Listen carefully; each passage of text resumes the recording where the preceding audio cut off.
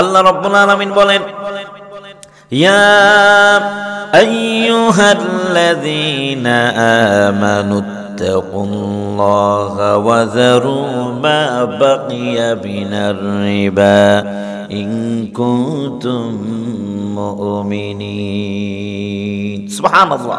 আল্লাহ কি বলছেন?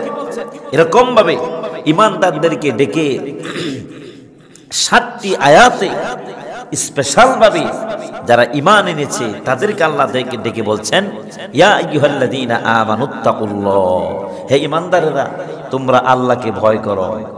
হে ঈমানদারগণ, বিশ্বাসীগণ। বিশ্বাসী কারা? যারা নাকি পড়েছে লা ইলাহা ইল্লাল্লাহু মুহাম্মাদুর রাসূলুল্লাহ, এই কালিমা যারা পড়েছে, এরপর যারা ঈমান আনলো তারা হচ্ছে মুমিন। আমানতু বিল্লাহি ওয়া মালাইকাতিহি ওয়া কুতুবিহি ওয়া রুসুলিহি ওয়াল ইয়াউমিল আখিরি ওয়াল কদরি খাইরিহি ওয়া শাররিহি মিনাল্লাহি তাআলা ওয়াল বা'সি বা'দাল মাউত। ৭টি বিষয়ের উপর যারা ঈমান আনলো তারা হচ্ছে মুমিন। তাদেরকে আল্লাহ ডেকে বললেন, ইয়া আইয়ুহাল্লাযীনা আমানুত্তাকুল্লাহ, হে ঈমানদারগণ তোমরা আল্লাহকে ভয় করো। কাকে ভয় করার জন্য বললেন? যারা ঈমান আনলো। এখানে হিন্দু, বৌদ্ধ, ইহুদি, নাসারা, খ্রিস্টানদেরকে আল্লাহ ডেকে বলেন নাই। এখানে শুধুমাত্র ডেকেছেন স্পেশাল ভাবে মুমিনদেরকে, যারা ঈমান এনেছে তাদেরকে আল্লাহ ডেকে বলছেন আমানুত্তাকুল্লাহ, আল্লাহকে তোমরা ভয় করো। এরপর আল্লাহ পাক বললেন, আর কি সতর্ক করলেন, ওয়াজারু মা বাকিয়া মিনার রিবা ইন কুনতুম মুমিনিন। ওয়াজারু, তোমরা ছেড়ে দাও, মা বাকিয়া, যা বাকি আছে, মিনার রিবা, যে সুদ তোমরা ছড়িয়ে ছিটিয়ে দিয়েছ, যার কাছে সুদের টাকা পাও, এগুলি ছেড়ে দাও, এগুলি ছেড়ে দাও, পরিত্যাগ করো, এগুলি ছেড়ে দাও। ইন কুনতুম মুমিনিন, যদি তোমরা মুমিন হয়ে থাকো। যিনি সুদ খাবেন তিনি মুমিন থাকতে পারেন না, যিনি মুমিন তিনি সুদ খেতে পারেন না। আল্লাহ রাব্বুল আলামিন বললেন, যারা সুদ খাবে তারা মুমিন থাকতে পারে না। যদি মুমিন হয়ে থাকো সুদ তোমরা ছেড়ে দাও। আমরা যারা সুদ ছাড়তে পারি না, আল্লাহর ভাষায় তারা মুমিন হতে পারি নাই, মুমিন হতে পারে নাই। তারা কিভাবে মুমিন হবে? যে ব্যক্তি সুদের ব্যবসা করে, সুদে টাকা লাগায়, বিদেশ থেকে টাকা পয়সা সন্তান টাকা পাঠায়, আর বাবা এলাকার মধ্যে সুদের মধ্যে টাকা লাগায়। আসলে না, এগুলো অসভ্য অপদার্থগুলো সমাজ দেশকে গজবের মধ্যে নিয়ে যাচ্ছে। এদেরকে বয়কট করতে হবে। সমাজের মধ্যে যে সমিতিগুলি গড়ে উঠেছে ব্যাঙের ছাতার মতো, এরা মাসের বাড়ি বাড়ি গিয়ে উপকার করার জন্য তোষক বানিয়ে দেয়, আলমিরা বানিয়ে দেয়, ঘরের চাল টিন কিনে দেয়, এই ধরনের ঘরে ছাগল, বকরি, গরু ইত্যাদি কিনে দেয়। এরপর আস্তে আস্তে তারা সুর টেনে নিয়ে আসে, ফ্রিজ কিনে দেয়। কোরবানির সময় আসলে বাড়ি বাড়ি ঘরে ঘরে গিয়ে বলে, ফ্রিজ নাই, আমরা টাকা দিচ্ছি। প্রত্যেকটি বাড়িতে বাড়িতে এরা গিয়ে এই ধরনের সুদের, প্রতি শতের সুদের টাকা, প্রত্যেক শতে 10 টাকা করে সুদ, হাজারে 100 টাকা, হাজারে 200 টাকা, 10,000-এ 2,000 টাকা, এরকম ভাবে সুদের একটি কারবার সয়লাভ হয়ে যাচ্ছে সমাজে। আমাদের মধ্যে কিছু লোভী লোক এরকম আছে, এই লোভ সামলাইতে পারে না। যারা নাকি হারামের পিছনে ছুটবে, আল্লাহর কসম, এরা টাকা পয়সা ধন দৌলতের মধ্যে কোনো দিন বরকত পাবে না। হারামের পিছে ঘুরবেন, কোনো টাকা পয়সা কাজে লাগবে না, সব ইনকাম করবেন, এরকম ভাবে চলে যায়।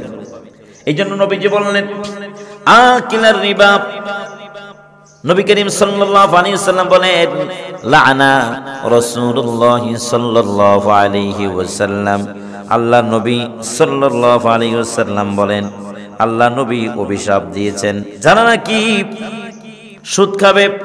লাআনা রাসূলুল্লাহ সাল্লাল্লাহু আলাইহি ওয়াসাল্লাম আকিলার রিবা ওয়া মুকিলাহু ওয়া কাতিবাহু ওয়া শাহিদাই ওয়া ক্বালাহুম সাওয়া, যারা নাকি সুদ খাবে, আকিলার রিবা ওয়া মুকিলাহু, সুদ যে খাবে, সুদ যে দিবে, ওয়া কাতিবাহু, যে সুদের লেখক, যিনি হিসাব রক্ষক করেন, যিনি লেখালেখি করেন, হিসাব করেন, সাক্ষী থাকে, ওয়া ক্বালাহুম সাওয়াউন, আল্লাহ নবী বলেন এই সকল ব্যক্তিরা হলো সমান অপরাধী, সকল ব্যক্তিরাই সমান অপরাধী।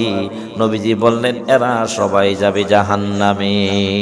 আল্লাহ নবী সাল্লাল্লাহু আলাইহি ওয়াসাল্লাম আরো বলেন যে ব্যক্তি সুদ খাবে, আল্লাহ রাসূল সাল্লাল্লাহু আলাইহি ওয়াসাল্লাম বলেন সে যেন তার মায়ের সাথে জিনা করলো, তার মায়ের সাথে জিনা করলো, তার মাকে বিবাহ করলো। শুধু তাই, আল্লাহ কোরআনে বললেন সুদ যারা খাবে তাদের সম্পর্কে আল্লাহ পাক বলেন, আল্লাহ পাক তাদের সম্পর্কে বললেন ফাইল্লাম তাফআলু ফাআযানু বিহারবিম মিনাল্লাহি ওয়া রাসূলি। আল্লাহ রাব্বুল আলামিন বলেন যারা সুদ খাবে তাদেরকে আল্লাহ তাআলা শুনিয়ে দিলেন ফাইল্লাম তাফআলু ফাআযানু, এই সুদ তোমরা ছেড়ে দাও, যদি না ছেড়ে দাও তাহলে জেনে রেখো যারা সুদ খাবে তারা যেন আল্লাহ এবং রাসূলের বিরুদ্ধে যুদ্ধের ঘোষণা দিয়ে দিল। নাউযুবিল্লাহি মিন যালিক, যুদ্ধের ঘোষণা দিল। ফাআযানু বিহারবিম মিনাল্লাহি ওয়া রাসূল, জেনে নাও আমি আল্লাহ এবং আমার রাসূল সাল্লাল্লাহু আলাইহি সাল্লামের বিরুদ্ধে তোমরা যুদ্ধের ঘোষণা দিয়েছো। যুদ্ধের ঘোষণা বন্ধু বন্ধুর বিরুদ্ধে দেয় না, শত্রু শত্রুর বিরুদ্ধে যুদ্ধের ঘোষণা দেয়। তাহলে যারা সুদ খাবে, আল্লাহ রাসূল সাল্লাল্লাহু আলাইহি সাল্লাম বলছেন এই সুদী ব্যক্তিরা আল্লাহর সাথে এবং রাসূলের বিরুদ্ধে, আল্লাহর বিরুদ্ধে বিদ্রোহ ঘোষণা করলো, আল্লাহ এবং রাসূলের বিরুদ্ধে যুদ্ধের ঘোষণা দিল। নাউযুবিল্লাহ, এই সুদ থেকে আমাদেরকে বেঁচে থাকতে হবে। এরপর আল্লাহ পাক ঈমানদারদেরকে আবার ডেকে বললেন ইয়া আইয়ুহাল্লাযীনা আমানুত্তাকুল্লাহা হাক্কা তুকাতিহি ওয়া লা তামুতুন্না ইল্লা ওয়া আনতুম মুসলিমুন। আল্লাহ তাআলা বলেন ইয়া আইয়ুহাল্লাযীনা আমানুত্তাকুল্লাহ, হে ঈমানদারগণ তোমরা আল্লাহকে ভয় করো, আল্লাহকে ভয় করো, ভয় করার মতো ভয় করো, যথাযথ আল্লাহকে ভয় করো। হাক্কা তুকাতিহি ওয়া লা তামুতুন্না ইল্লা ওয়া আনতুম মুসলিমুন।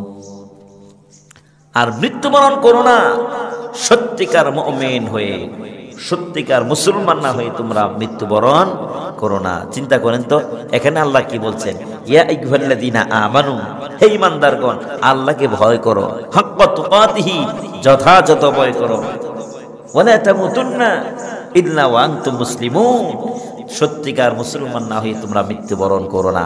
তার মানে ঈমানদার হওয়া এক জিনিস আর মুসলমান হওয়া আরেক জিনিস। ঈমানদার হচ্ছে আমি বিশ্বাস স্থাপন করলাম আমি মুমিন, আপনি মুমিন, কালিমা পড়লেন, শাহাদা পাঠ করলেন, আপনি মুমিন। আর মুসলমান হচ্ছে আল্লাহর সমস্ত বিধানের সামনে নিজেকে আত্মসমর্পণ করা, নিজেকে সঁপে দেওয়া, নিজেকে আল্লাহর সামনে রুজু হওয়া, আল্লাহর আইনের সামনে, আল্লাহর হুকুমের সামনে নিজের মাথাকে নত করে দেওয়া, শির নত করে দেওয়ার নাম হচ্ছে ইসলাম।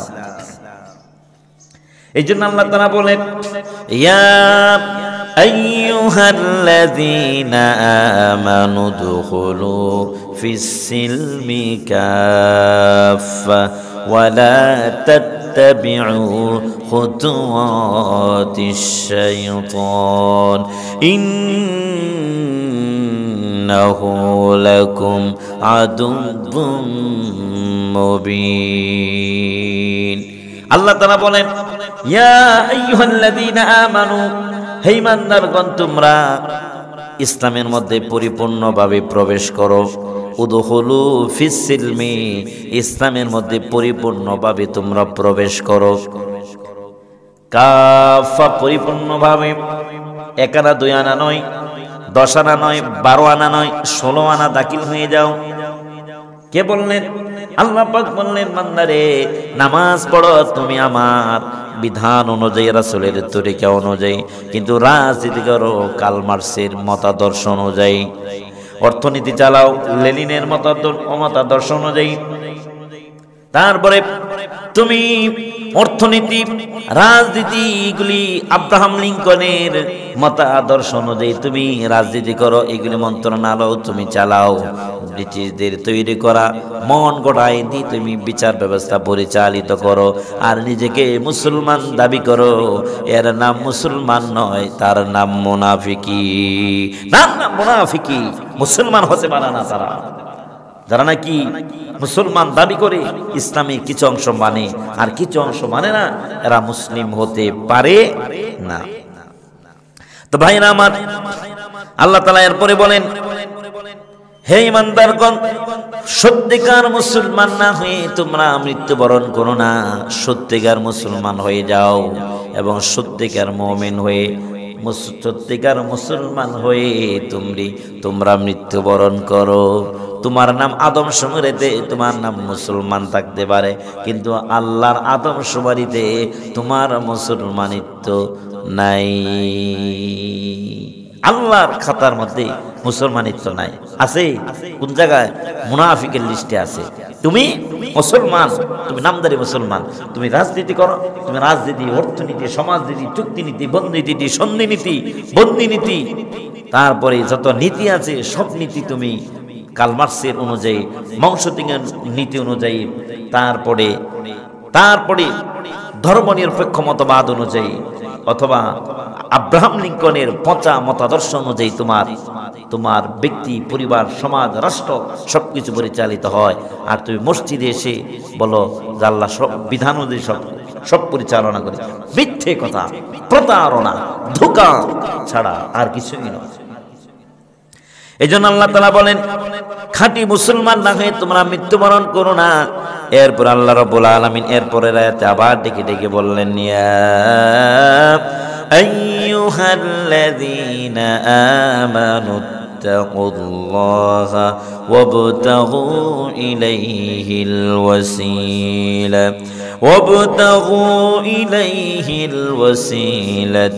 ওয়াজাহিদু ফি সাবিলিহি লাআল্লাকুম তুফলিহুন। আল্লাহ তাআলা এখানেও বললেন, হে ঈমানদারগণ, তোমরা আল্লাহকে ভয় করো, আল্লাহকে ভয় করে নিজের জীবন পরিচালনা করো। ব্যক্তি, পরিবার, সমাজ এবং রাষ্ট্রে সব জায়গায় আল্লাহকে ভয় করো। আল্লাহকে ভয় করার নীতি তোমরা অবলম্বন করো। আল্লাহকে ভয় করার নীতি যদি তোমরা অবলম্বন করতে পারো, তাহলে রিজিকের অভাব হবে না, সম্মানের অভাব হবে না। আল্লাহ পাক রিজিকের অভাব তিনি দূর করে দিবেন। সুবহানাল্লাহ। আল্লাহকে ভয় করো, আর কি ওয়াবতাগু ইলাইহিল ওয়াসিলাতা, আর তোমরা ওসিলা তালাশ করো। ওয়াবতাগু ইলাইহিল ওয়াসিলাতা মানে পীর মুপীর ধরো, এটা না। ওয়াবতাগু ইলাইহিল ওয়াসিলা মানে হলো আমলে সালেহ করো, নামাজ, রোজা, হজ, যাকাত। ইন্নাল্লাযীনা আমানু وعملوا الصالحات أولئك هم خير البرية।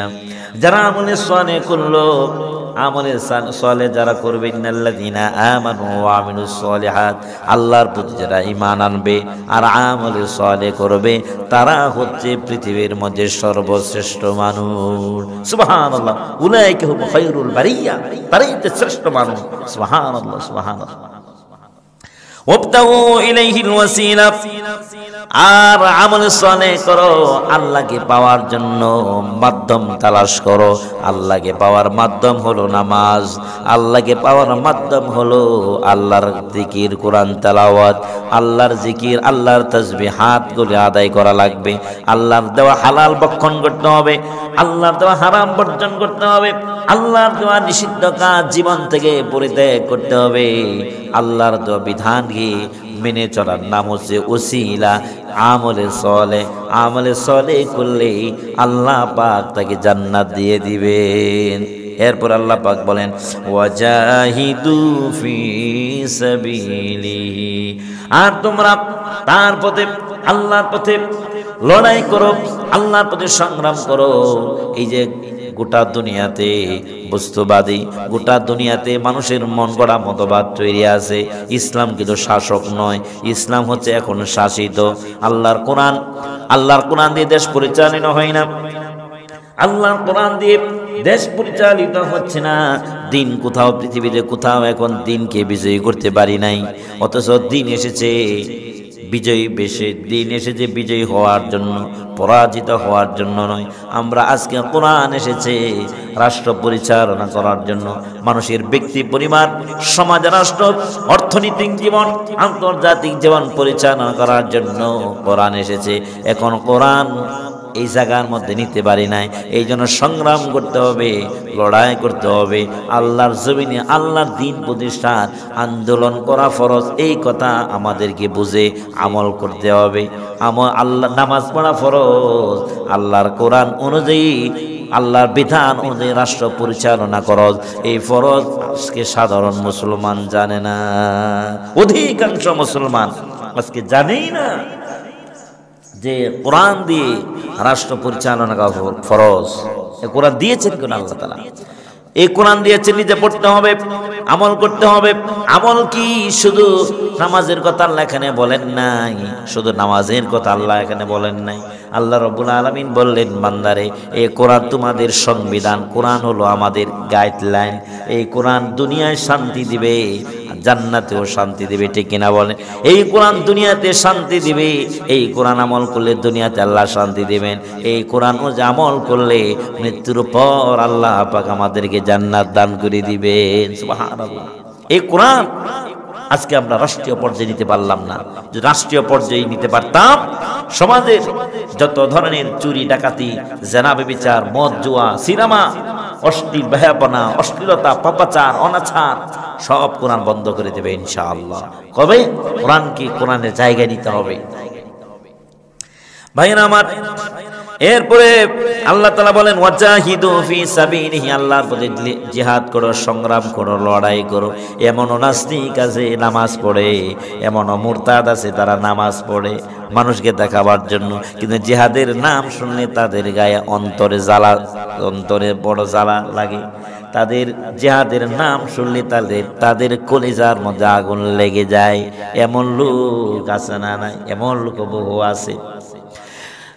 জিহাদের আলোচনা শুনলে তাদের শরীরে অ্যালার্জি শুরু হয়ে যায়। জিহাদের আলোচনা শুনলে তাদের অন্তরে কলিজার মধ্যে তুষের আগুন জ্বলে। আল্লাহ তাআলা বলেন, যতই আগুন জ্বলুক, ওয়াল্লাহু মুতিম্মু নূরিহি ওয়ালাউ কারিহাল কাফিরুন। যতই জ্বালা যন্ত্র হোক না কেন, এই কাফের, বেঈমান, মুশরিক, মুনাফিক, ফাসিক, ফুজ্জার, এদেরকে ভয় করে হক কথা বলা বন্ধ করা যাবে না। হক কথা বলতে হবে, হকের আওয়াজ সর্বত্র পৌঁছে দিতে হবে, হকের কথাকে উচ্চ কণ্ঠে বলতে হবে, হকের আওয়াজকে গোটা দুনিয়ায় পৌঁছে দিতে হবে। কে মানলো আর কে মানলো না, কে খুশি হইল আর কে খুশি হলো না, সেটা দেখা আমার বিষয় না। আমার দেখার বিষয় আমার আল্লাহ খুশি আছেন কিনা, আমার দেখতে হবে, আমাকে দেখতে হবে আমার আল্লাহ রাজি কিনা, আমার আল্লাহ খুশি কিনা, এটা আমার দেখতে হবে। ভাইরা আমার, এরপর আল্লাহ পাক বলেন, যদি এই কাজগুলি যদি তোমরা করতে পারো, আল্লাহকে ভয় করতে পারো, আমি আল্লাহকে পাওয়ার জন্য ওসিলা তালাশ করতে পারো, ওসিলা মানে কি? আমলে সওয়ালে করতে পারো, আর আল্লাহ রাসূল জিহাদ করো, লড়াই করো, সংগ্রাম করো, এই কাজগুলি যদি তোমরা করতে পারো, লাআল্লাকুম তুফলিহুন, অবশ্যই তোমরা সফল কাম হবে, অবশ্যই হবে তোমরা সফল কাম। সুবহানাল্লাহ। এরপর আল্লাহ তাআলা বলেন সূরা তাওবাতে আল্লাহ তাআলা বলছেন ইয়া আইয়ুহাল্লাযীনা আমানুত্তাকুল্লাহা ওয়া কুনু মা'আস সাদিকিন। আল্লাহ তাআলা বলেন হে ঈমানদারগণ তোমরা আল্লাহকে ভয় করো, আল্লাহকে ভয় করো আর কি করো, সত্যবাদীদের সঙ্গী হয়ে যাও। কাদের সঙ্গী হও? কুনু মা'আস সাদিকিন, যারা সত্যবাদী। এই সত্যবাদীদের সঙ্গী হওয়ার জন্যই আল্লাহ তাআলা বলছেন সত্যবাদীদের সঙ্গী হয়ে যাও। সত্যবাদী কারা? যারা জুব্বা পরে, যারা টুপি পাঞ্জাবি জুব্বা পরে, তারাই কি সত্যবাদী? লেমাস থেকে সত্যবাদী বোঝার কোনো ব্যবস্থা নেই। তার কাজে কর্মে মুখে জবানে যা বলে মুখে তা কর্ম করে, মুখে যা বাস্তবায়ন করে, উপর দিয়া ফিট ভিতরে সদরঘাট, এরকম হলে চলবে না। এমন ব্যক্তিদের সাথে চলতে হবে যারা নাকি সর্বত্র ত্যাগ স্বীকার করতে বুঝে, ইসলামের জন্য, আল্লাহর দ্বীনের জন্য, আল্লাহর কোরআনের জন্য, আল্লাহ এবং রাসূলের ইজ্জত সম্মান রক্ষার জন্য, আল্লাহর জমিনে আল্লাহর দ্বীন প্রতিষ্ঠার জন্য তারা স্যাক্রিফাইস করে, তারা ত্যাগ স্বীকার করে, তারা শহীদ হতে চায়, জান দিয়ে মাল দিয়ে আল্লাহর রাস্তায় কারা জিহাদ করে, লড়াই করে, সংগ্রাম করে, তারাই হচ্ছে চূড়ান্ত পর্যায়ে সত্যবাদী ব্যক্তি। আল্লাহ রাসূল সাল্লাল্লাহু আলাইহি সাল্লামের সাথী সঙ্গী যারা ছিল, এই আয়াতটি অবতীর্ণ হয়েছে তাবুক যুদ্ধের সময়। যারা নাকি আল্লাহ রাসূল সাল্লাল্লাহু আলাইহি সাল্লামের সাথী সঙ্গী হয়েছিল তারাই ছিল সত্যবাদী, আর যারা যেতে পারে নাই তারা মুনাফিক। ইতিহাসে মুনাফিকের খাতায় তারা নাম লিখিয়েছে। এই জন্য ভাইরা সত্যবাদী হচ্ছে তারা আল্লাহর জমিনে আল্লাহর দ্বীন প্রতিষ্ঠার আন্দোলন সংগ্রামে যারা নিয়োজিত আছে, যারা মিথ্যা বলে না, প্রতারণা করে না, ধোঁকাবাজি করে না, সর্বত্র তারা শহীদ হওয়ার জন্য প্রস্তুত থাকে, সদা সর্বদা আল্লাহর দ্বীনের জন্য নিজেকে শহীদ দেওয়ার জন্য, শহীদ দেওয়ার জন্য আশা রাখি, আকাঙ্ক্ষা পোষণ করে কাজ করে, তারা সত্যবাদী। এটা যারাই কি কাজটা করবে তারাই হচ্ছে সত্যবাদী। আল্লাহর রাস্তায় জিহাদ করে না, লড়াই করে না, সংগ্রাম করে না, যত বড় জুব্বাই থাকুক না কেন, জুব্বা থেকে বোঝার মানে ধোঁকা খাইলে চলবে না যে ওনার চাইতে বড় ওলি, বড় সত্যবাদী আর কেউ নাই। না, জুব্বার ভিতরে শয়তানিও থাকতে পারে, মুনাফিকি থাকতে পারে। এই জন্য দেখে শুনে বুঝে সত্যবাদীদের দলে আমাদেরকে থাকতে হবে। এরপর আল্লাহ পাক বলেন ইয়া আইয়ুহাল্লাযীনা আমানুত্তাকুল্লাহা ওয়া কুলু কওলান সাদীদা। আল্লাহ তাআলা বলেন হে ঈমানদারগণ তোমরা আল্লাহকে ভয় করো। কতবার আল্লাহ তাআলা বললেন এরকম ভাবে ঈমানদারদেরকে ভয় করো, একবার দুইবার নয়, গোটা কোরআনে আল্লাহ পাক 7 বারে কথা বলে আল্লাহ ঈমানদারদেরকে ডেকেছে। ঈমানদারদেরকে একবার দুইবার নয়, 7 বার আল্লাহ সতর্ক করলেন আল্লাহকে ভয় করো, আল্লাহকে ভয় করো, আল্লাহকে ভয় করার নীতি তোমরা অবলম্বন করো। ওয়াকুলু কওলান সাদীদা, আর তোমরা সত্য কথা বলো, সত্য কথা বলো, সত্য কথা বলো, ন্যায় কথা বলো, ইনসাফের কথা বলো, মিথ্যা কথা বলো না। যে কথার মধ্যে ইনসাফ থাকবে না এমন কথা তোমরা বলো না। আর সহজ কথাটাকে সহজ করে সুন্দর করে বলো, কথাটাকে সত্য বলো, ন্যায়ের সাথে বলো, কাউকে পরোয়া করে সত্যকে কখনো গোপন করা যাবে না। তাহলে সত্য কথা বলতে পারলাম না, আল্লাহকে ভয় করলাম না। আল্লাহকে ভয় করো, আল্লাহকে ভয় করে সত্য কথা বলো, ন্যায়ের কথা বলো, ন্যায়ের পক্ষে, জুলুমের বিরুদ্ধে মাজলুমের পক্ষে কথা বলো। কে নির্দেশ দিয়েছেন? আল্লাহ তাআলা বললেন ইয়া আইয়ুহাল্লাযীনা আমানুত্তাকুল্লাহা ওয়া কুলু কওলান সাদীদা। এই কথা যদি আমরা বলি, আল্লাহকে ভয় করে যদি সত্য কথা আমরা বলতে পারি, তাহলে আল্লাহ তাআলা কি বলবেন?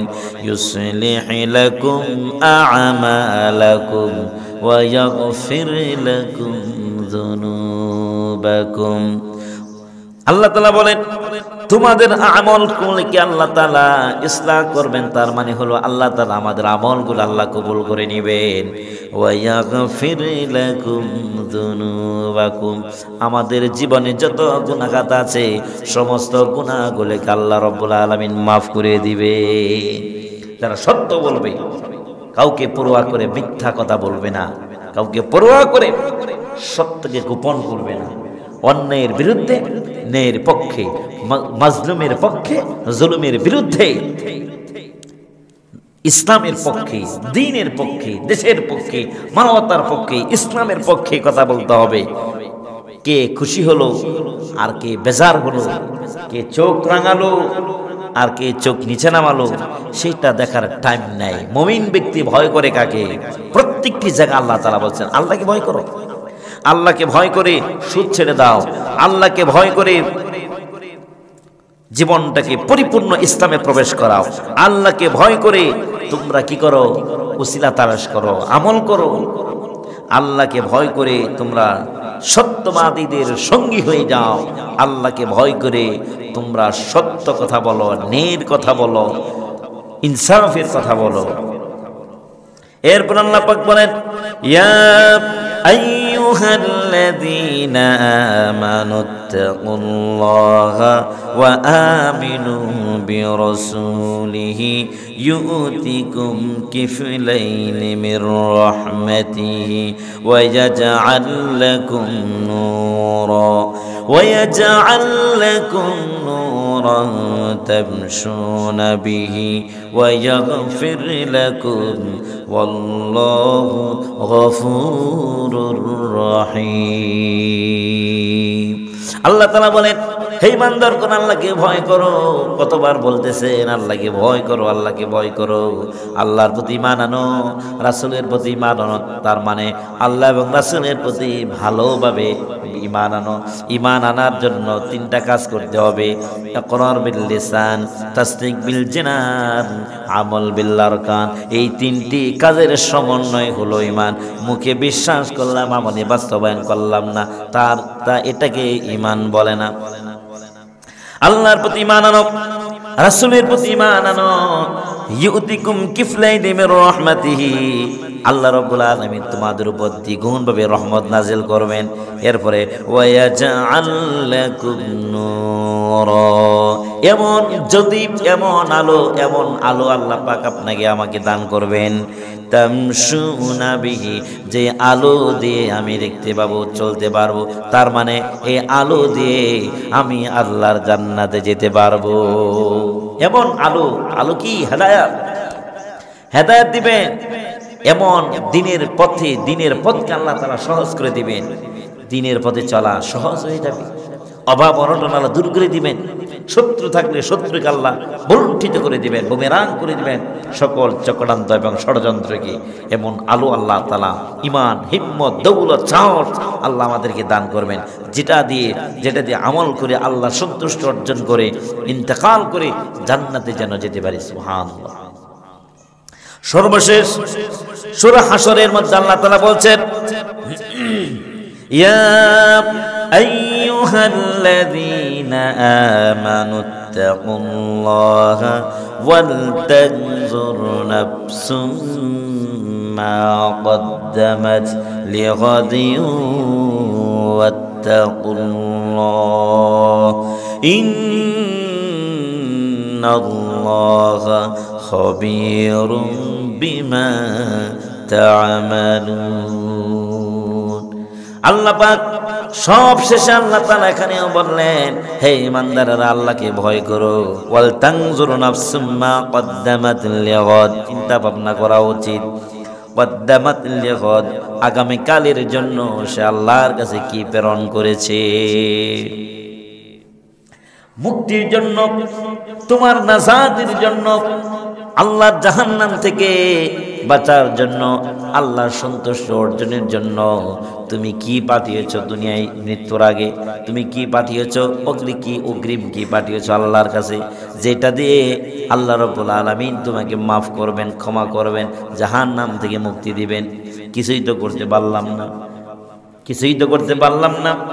আমলের খাতা শূন্য হয়ে আছে, আর গুনাহের খাতা গুনাহ দিয়ে পূর্ণ হয়ে আছে। আল্লাহর কাছে তওবা করুন, ইস্তেগফার পড়ুন, নামাজ পড়ুন, হজ করুন, যাকাত দেন, আর আল্লাহর জমিনে আল্লাহর দ্বীন প্রতিষ্ঠার জিহাদে শরীক হয়ে যান।